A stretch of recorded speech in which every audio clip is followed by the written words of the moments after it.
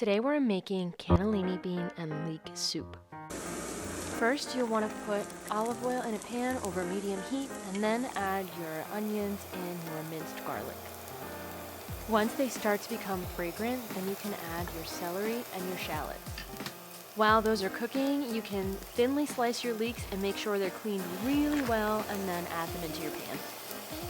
You'll want to make sure to spread them out in the pan and add salt so they're evenly coated, and then mix them every once in a while so that they cook evenly.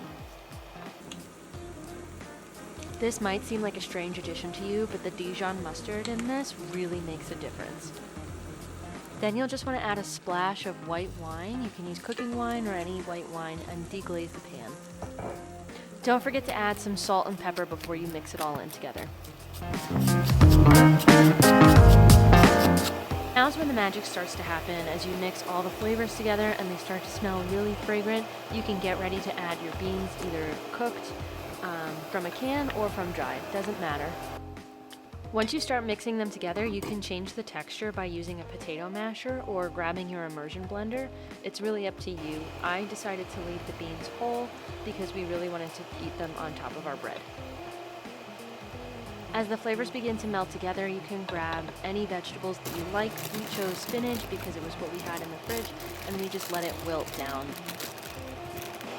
I know this looks like a lot of spinach. You can add it in parts if that's easier for you. It'll wilt down and fit in the pan.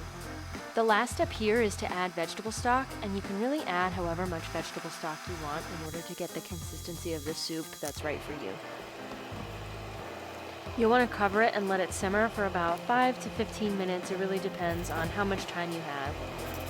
Now this is totally optional, but I like to grate a little nutmeg over the top. You can either use fresh nutmeg and a microplane or just use ground nutmeg. It adds a nice pop of flavor and some warm tones to the soup. As the soup is simmering, you can start to slice and toast your bread.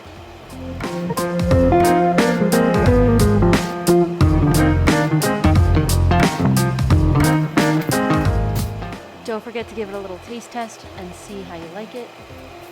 Alright, now your soup is done, so just get ready to serve it with some warm toasted bread, add a little freshly cracked pepper, and then if you're into it, you can add some Parmesan cheese. And I almost forgot, my favorite finishing touch is a little splash of olive oil. I hope you enjoyed this video. If you want to try this recipe yourself, the link is in the comments below. Thanks for watching.